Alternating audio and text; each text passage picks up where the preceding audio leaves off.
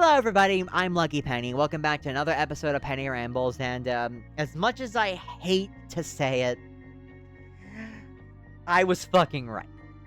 So for those of you who don't know, I released a video last year saying that GTA 6 wouldn't live up to the monumental levels of hype that Rockstar and pretty much every single person in the world was saying it would be. And the two reasons why I said it wouldn't live up to that hype was because, well, for one, the whole union busting incident, which was a massive fucking deal around the time, and it was a massive deal to me still, but the community has collectively forgotten about it because they all have the memory of a goldfish. And the second issue is that the Rockstar that we know and the Rockstar we thought we knew are not the same people that were making the games like GTA 5, GTA 4, Max Payne 3, Midnight Club LA, Bully, Manhunt 2, and all of these other games that Rockstar made. They're not the same people. They've been engaging in a lot of anti-consumer practices, whether it be from them taking out already added content to GTA Online just to encourage FOMO, or making a subscription service that locks out stuff for the game just so that you have to pay them in order for you to actually gain access to it. And not to mention the whole shit with Red Dead Online and then basically just abandoning it for no real reason.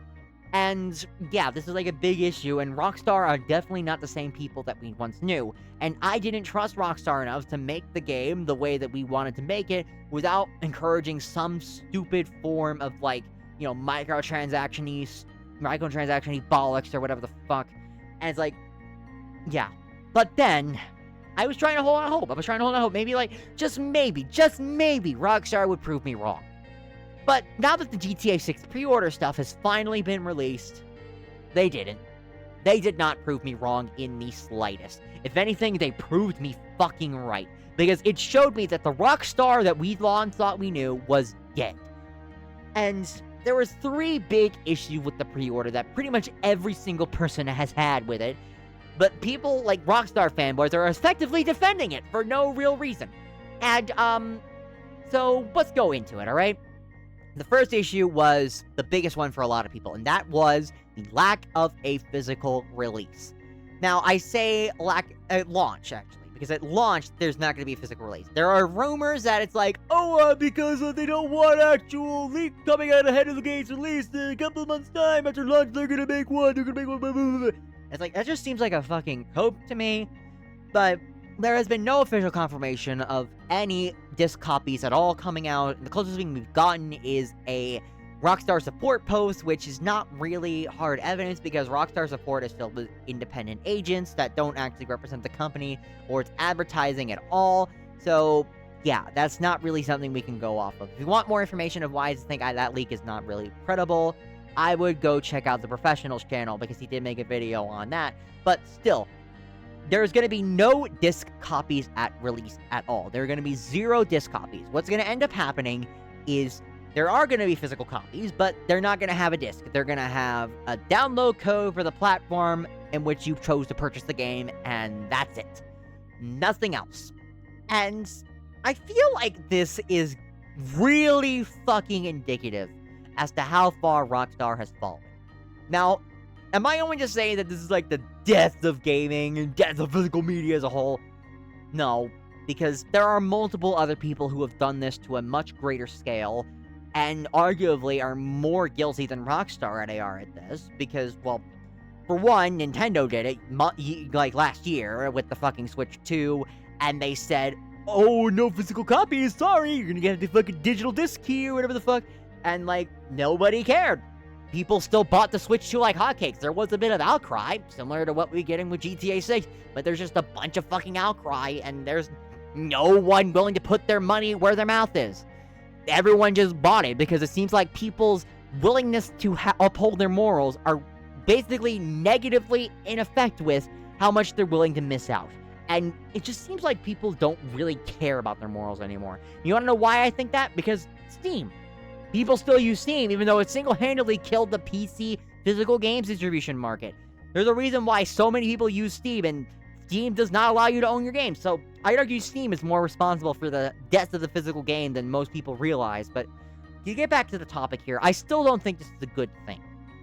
Because now that Rockstar has complete and total control of every single individual aspect of gaming, of the game itself, they can charge as much as they want for it. And you would have to buy it if you want to get it. You can't just, like, say, oh, I don't want to buy this game at your ridiculously high price. I'm just going to wait for it to go on. I'm just going to wait for it to, show up as, like, a release game on, like, the local game store. You can't do that. You have to buy it from them every time. You either have to wait until they put it on sale, and if you want to buy it on PC whenever it inevitably comes out on there, you're going to have to buy it on their platform. You're going to buy it on Rockstar's The Ports or whatever the fuck. The Rockstar storefront or whatever the fuck. I know that, like, some GTA games are on Steam, but I have a gut feeling that they're not going to put this one on Steam. It's a gut feeling. Still, it's, like, fucking stupid, because they have complete control over distribution, and they will have complete control of everything revolving around the game, including your purchase. They could probably take your purchase away from you without any ideas. Like, they could just, like, say, oh, sorry, no purchase for you, and then they just get off of your fucking inventory. And they could also say, overcharge you for the game itself. And, like, fucking bullshit like that. Sorry. Anyways, though, back to the next point that a lot of people, that I myself am actually really mad at, and that is the price. $80. Now, like I said before, this isn't the first people who have done this. Nintendo are arguably the people responsible for this price hike. They did it back last year with the Nintendo Switch 2, and again, nobody cared. They still purchased it, even though they fucking made an outcry about it. But still, though, that does not reserve my right to be mad. Because gaming as a hobby has become so ridiculously expensive for someone like me, who barely has any income to work with. I don't get much money. Whatever money I do get, all goes to bills, and even then, I'm oftentimes so short I have to ask my friends and parents for loans. So, for someone like me, culture is basically restricted to stuff from 10 years ago, because I don't have the money to afford anything new, or get into anything new, because of people like Rockstar and Nintendo, or companies like Rockstar and Nintendo, just hiking up the price for no reason other than because they want to make profit. And the worst part is that Rockstar can get away with not making profit off of this game. They could probably charge it for $60 if they fucking wanted to, but they don't want to. They want to make every single fucking individual dime they can off of you. They want to make you into a fucking cattle. They want to make you into fucking cattle. You just get milked repeatedly. And there is no other issue that I feel epitomizes it than the fucking Ultimate Edition, and how it maliciously locks out content from you if you don't purchase it. Now, GTA Online had his issue with bad content, but say what you want about that game. At least everything you could get in that game, aside from, like, I don't know, like a handful of shit after GTA Plus got added, you could have bought on your own. You could get every single individual item without having to fork over a single cent. In fact, that's how I did it. I have pretty much everything in GTA Online, and I never forked over a single cent. Granted, I got into the game at the right time, and I had enough money to get everything and got everything I wanted before they actually took it off the storefront, but you could get most of the things you wanted pretty much anytime you want. That's not going to be the case with GTA 6. GTA 6 is locking out content like storefronts and missions behind the Ultimate Edition, priced at, wait for it, $100 US. That is fucking ridiculous. The stuff they're locking out is going to be actual shops. They're going to be locking out two mod shops for cars, one clothing shop, and one barber shop. Now, the clothing shop and the barber shop are egregious, but they're not the big deal here. It's the car shops, the mod shops, that are the biggest problem. The reason why they're the big problem is because, well, GTA's endgame, especially revolving around online, and ever since then, has always been about cars. What you would end up doing after you beat up the game is that you get the money, and then you spend it on cars. You get places where you can buy garages and have, like, car storage. You find a car you want on the website, grind the money to buy it, get the car, and then you drive it around, you modify it, maybe even put on some weapons on it if it's capable of doing it. Everything around GTA Online's economy revolves around cars. So the fact that they're locking out exclusive modifications behind the fucking mod shops and the Ultimate Edition is fucking predatory. Because this is exactly what they know their customers will want. They want the customization. They want the vehicle modifications. Hell, GTA Online's endgame is basically just revolving around the vehicles and the vehicle customization. So the fact that they're locking this out indicates that they don't actually care about what you want. And they only care about their bottom line and how much they're willing to charge you to get away with it. And as much as I hate to say it, I gotta be a sucker and buy into it.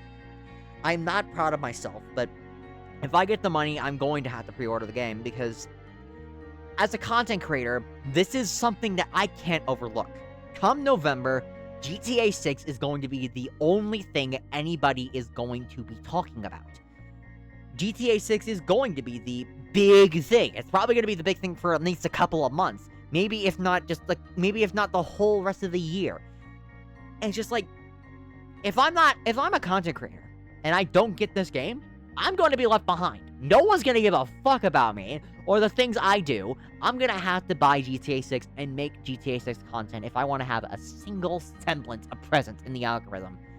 So, I haven't pre-ordered it yet. I could probably convince myself not to eventually, but I really don't want to give in to the fucking Rockstar shit, but it's kind of a situation where some people just don't have a choice.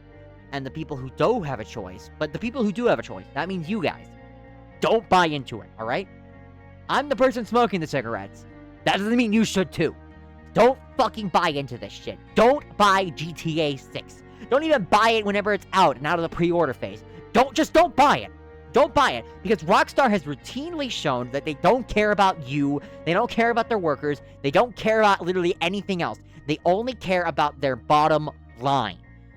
And the only way you can show them that the bottom line won't work is if you don't buy the game.